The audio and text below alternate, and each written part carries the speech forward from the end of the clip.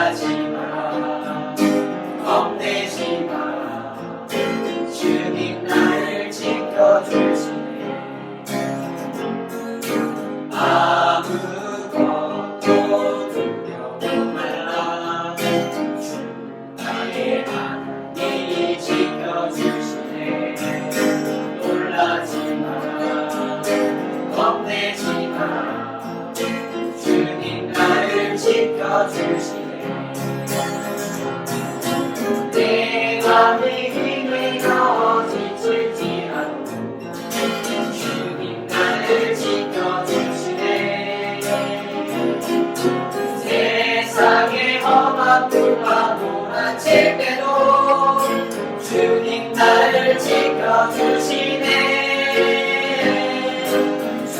주님은 나의 산성, 주님은 나의 요새, 주님은 나의 소망, 나의 힘이 되신 여호와.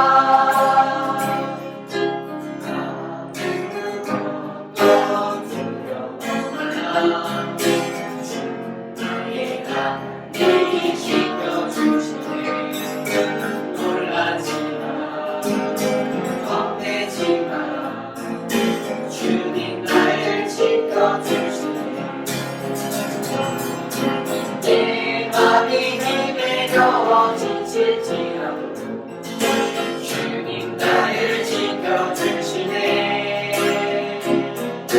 세상에 험한 풍파고 다칠 때도 주님 나를 지켜주시네. 주님은 나의 산소, 주님은 나의 요새, 주님은 나의 소망, 나의 힘이 되신 여호와.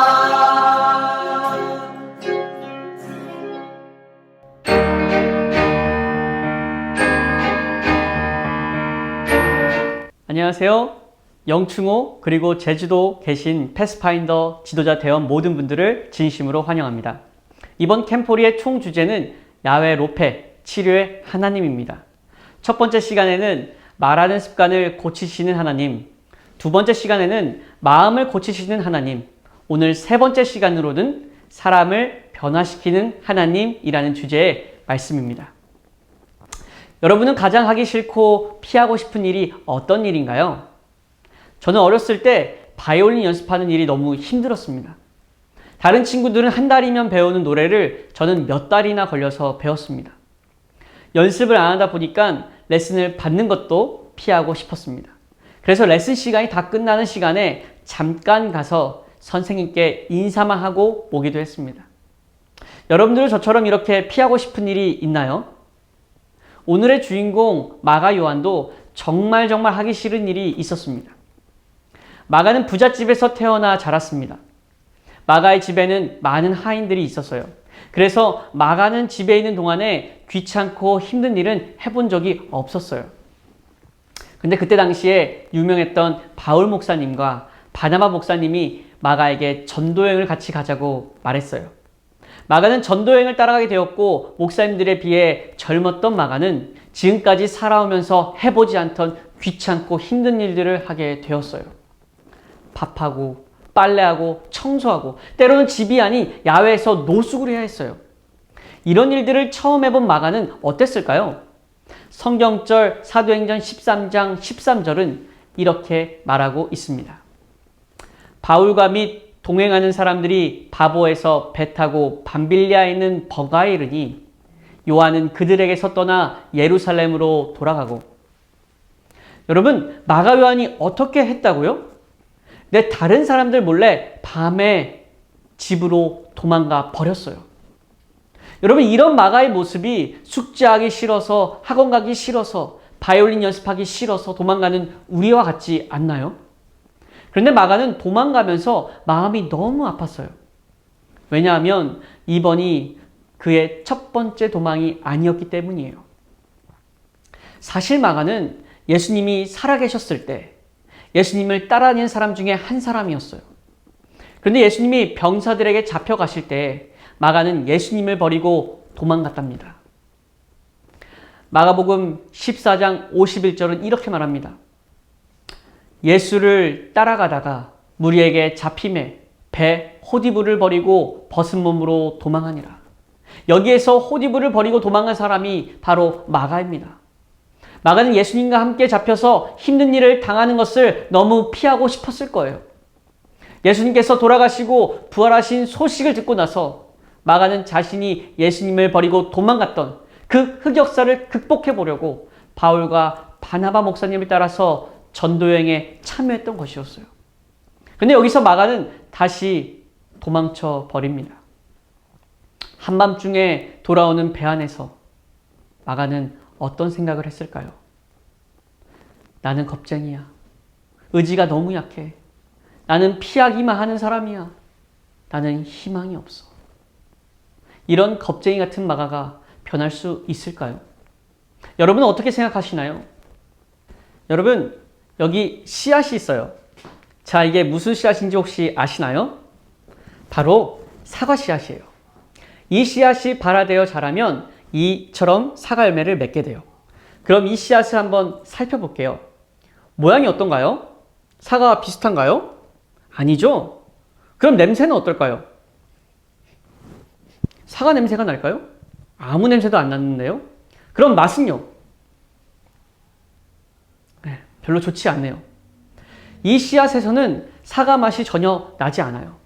모양, 맛, 냄새 모두 사과와 비슷한 점은 찾아볼 수가 없어요. 근데 여러분, 이 씨앗이 사과가 될 거라고 믿으세요? 네, 믿으시죠? 씨앗이 흙 속에 묻혀서 충분한 햇빛과 물을 공급받으면 잘 자라나서 틀림없이 사과가 될 거예요. 우리도 이 씨앗과 마찬가지예요. 지금은 우리의 모습 속에 예수님의 모습과 말투가 보이지 않지만 하나님의 사랑을 충분히 받고 잘 자라면 반드시 예수님을 닮은 모습으로 바뀔 거예요. 집에 돌아온 마가는 계속 후회와 반성을 하며 살고 있었어요. 교회 가기도 너무 창피했어요. 그리고 얼마 지나지 않아서 전도여행을 성공적으로 마친 바울과 바나바 목사님이 다시 돌아왔다는 소식을 듣게 되었어요. 목사님은 또 다른 전도여행을 떠나기로 계획했어요. 이때 바나바 목사님은 바울 목사님에게 마가를 다시 데려가자고 말했어요. 바울 목사님이 뭐라고 했을까요? 목사님은 전에 마가가 말도 하지 않고 한밤중에 도망가 버렸던 황당한 기억을 생각하면서 마가는 믿을 수가 없어 라고 하며 안 데려가겠다고 했어요. 결국 바울 목사님은 다른 사람을 데리고 전도여행을 가버렸습니다. 하지만 바나바 목사님은 끝까지 마가에게 전도여행을 다시 함께 떠나자고 말했어요. 바나바 목사님은 하나님께서 마가를 바라보신 것처럼 마가를 생각했어요. 하나님은 마가를 씨앗으로 보지 않고 변화될 열매로 보세요. 마찬가지로 하나님께서는 우리를 보실 때도 우리가 변화될 예수님의 모습으로 우리를 바라봐 주신답니다. 자신을 끝까지 믿어준 바나바 목사님을 통해 하나님의 사랑을 본 마가는 다시 용기를 얻었고 지금은 비록 씨앗이었지만 하나님의 도우심으로 반드시 열매가 될 수 있다고 믿게 되었어요. 그리고 바나바 목사님과 전에 도망쳤던 선교지로 다시 가게 되었어요. 여러분, 마가가 이번에도 도망쳤을까요? 아니죠. 아주 훌륭한 일꾼이 되어서 힘든 일들도 척척 다 해내는 사람이 되었어요. 이후로도 마가는 여러 선교 여행을 다니면서 예수님을 전하는 사람이 되었어요. 그리고 우리가 보는 성경책 마가복음을 기록했답니다. 전에 마가에게 실망했었던 바울 목사님은 나중에 이렇게 말해요. 마가를 데리고 오라. 그가 나의 일에 유익하니라. 마가는 이제 힘들고 귀찮은 일들을 피하는 사람이 아니라 그것들을 이겨내서 하나님과 세상을 위해 일하는 유용한 사람이 되었어요. 여러분, 우리 안에는 열매가 될 씨앗이 있어요. 그리고 하나님께서는 우리가 맺을 열매를 이미 바라보시며 우리에게 끊임없이 용기를 주고 계십니다. 오늘 이 시간 하나님께서 우리를 변화시켜 주실 수 있다는 확신을 갖는 어드벤처러 대원들이 되길 바라며 말씀을 줄이겠습니다. 우리 함께 기도하겠습니다. 하늘에 계신 하나님 아버지, 우리가 변화될 열매로 바라봐 주시니 감사합니다. 우리 또한 변화될 수 있다는 확신을 가지고 주님께 도움을 구하고 주님이 주시는 손을 붙잡고 용기 낼 수 있게 하여 주시옵소서. 이 모든 말씀 예수님의 이름으로 기도드립니다. 아멘.